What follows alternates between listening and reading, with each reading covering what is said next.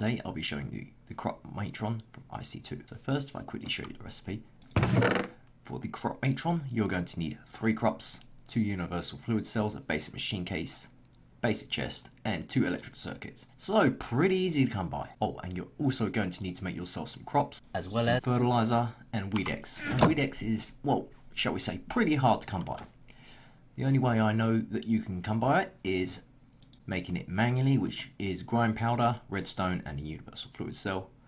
And you have to make it this way before you can, say, put it in a bucket or in a tank. So first, what you're going to do is go and hoe out an area where you want your crops to grow. Next, you're going to grab your crops. You're just going to have to place it down like that. And then if you would like it to crossbreed, place it down again. Not too shabby. As you can see here, I have got my crop monitor down, so you're going to want to place that down as well, attach it to a water source, or you can use universal fluid cells, and you can only use these, cannot use buckets of water, unfortunately. Place your crops down before you place your wheat and carrots, which I've got placed down here. Next, what you're going to do is place your Crop Matron with power, this juicer up, and flick this lever on. Off we go. There you go, that fills all the way up with water, so the bottom slot will be water. As you can see, it's using it constantly. Next, if we place our Weedex at the top, so it's only 2,000 millibuckets, so it's only 2 of these, so not too shabby. And we place our fertilizer at the bottom. Let's split it in half, and away it goes.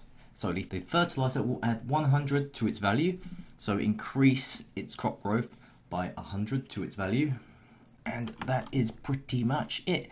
So as you can see, I can place another crop here and allow the wheat and carrots to crossbreed if I'd like. And look, something has already decided to start growing without my permission.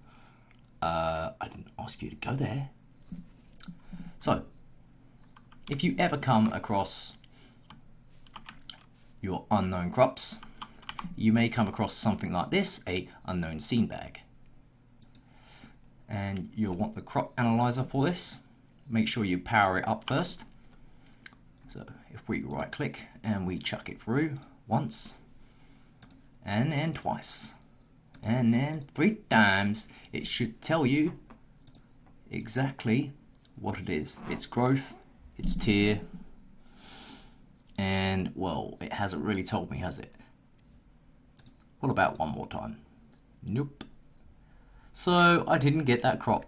And if you want, while you're going, why don't we grab, say, our empty universal fluid cells. So you have to craft it in the fluid cells before you can chuck it in a bucket or a tank. So if we flick this guy on and fill them up, ready for round 2, just like so. Not too shabby. And bearing in mind, if you use too much Weedex, well, you could potentially damage your crops.